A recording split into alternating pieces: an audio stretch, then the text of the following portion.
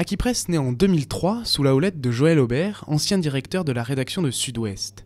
En 2004, Aki se lance sous la forme d'un mensuel d'information générale sur la région aquitaine. 5 numéros paraîtront avant de rencontrer des problèmes de diffusion. Début 2007, Aki renaît sur le web, devenant ainsi le premier pure player français, juste avant rue 89. Depuis, Aki a su prendre sa place dans le paysage médiatique aquitain, grâce notamment à sa présence sur les réseaux sociaux. En fait, il faut être là où sont les gens. Donc nous, on s'est inscrit sur les réseaux sociaux très très tôt. Notre compte sur Facebook doit dater de mémoire de juillet 2008. Parce qu'on s'est dit, c'est là que vont être les gens, c'est là que seront les gens. Donc il y a les gens qui viennent sur Aki parce qu'ils connaissent Aki, il y a les gens qui vont suivre un lien par le moteur de recherche. Mais on s'est dit, il faut aussi qu'on soit présent.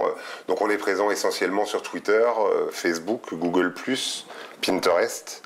On est aux alentours de 250 à 300 000 visites par mois. On considère qu'on a un lectorat de gens qui viennent plusieurs fois, enfin qui sont vraiment des lecteurs, aux alentours de 60-70 000 personnes qui viennent au moins une fois par semaine sur le site, quoi. Aujourd'hui, le site, entièrement gratuit, publie entre 3 et 4 papiers par jour et emploie de nombreux journalistes dans toute la région. Cependant, Aki est confronté à des difficultés de financement et incarne les problèmes rencontrés par toute la presse française sur Internet.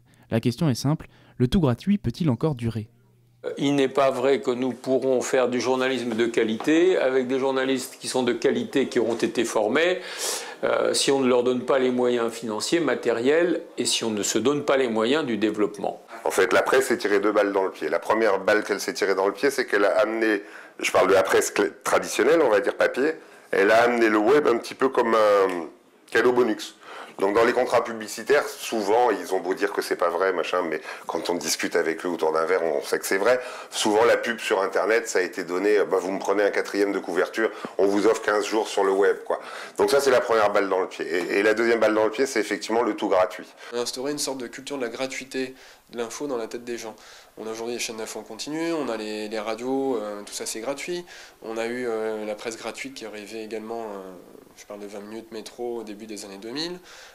Donc tout ça, ça a fait que voilà, pour la plupart des gens, malheureusement aujourd'hui, notamment pour les jeunes générations, l'info c'est gratuit. Il y a un moment où il faut que les gens y prennent conscience qu'ils ne peuvent pas réclamer une information de qualité, réclamer que ce soit gratuit et réclamer qu'en plus, à la limite, on leur donne des smartphones parce qu'on les aime beaucoup et comme ça ils nous consulteront dans le tramway, quoi.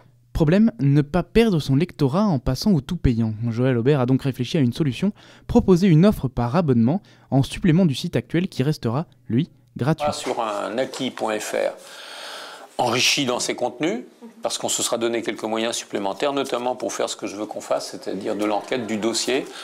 J'ai l'ambition de faire une très forte enquête, un dossier mensuel, pour approfondir justement des questions dont il n'est pas généralement évident que le net puisse en être le support. Je défends le contraire. Je pense que quand il y a de l'information de qualité, on rencontre un public. Il suffit de faire des choses de qualité, de le lui dire, de le faire savoir et de le mettre dans la boucle. Alors à la fois de l'enrichissement de ce que nous faisons aujourd'hui, et en même temps en créant un espace à l'intérieur même du site qui sera l'occasion d'une sollicitation que nous ferons du lecteur à travers l'abonnement.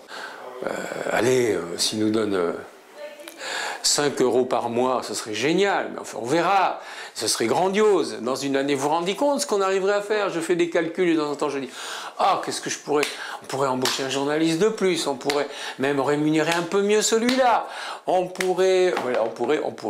Donc voilà.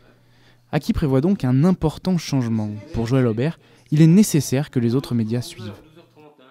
Le grand danger serait que dans cette période de mutation formidable, de renaissance difficile, aléatoire, des gens baissent les bras, que les grands médias installés comme la presse quotidienne, papier, qui perdent des lecteurs tous les jours sur le papier et qui courent vers le numérique pour essayer de les retenir ou d'en créer de nouveaux, notamment dans les villes où on ne lit plus les quotidiens papier, très peu. Le grand danger serait qu'elles ne réussissent pas son aggiornamento, sa mutation, et que par voie de conséquence, l'espace d'une information libre, ouverte, indépendante, soit terriblement restreint. Aux médias, donc, de se développer sur le web, tout en préservant leur liberté.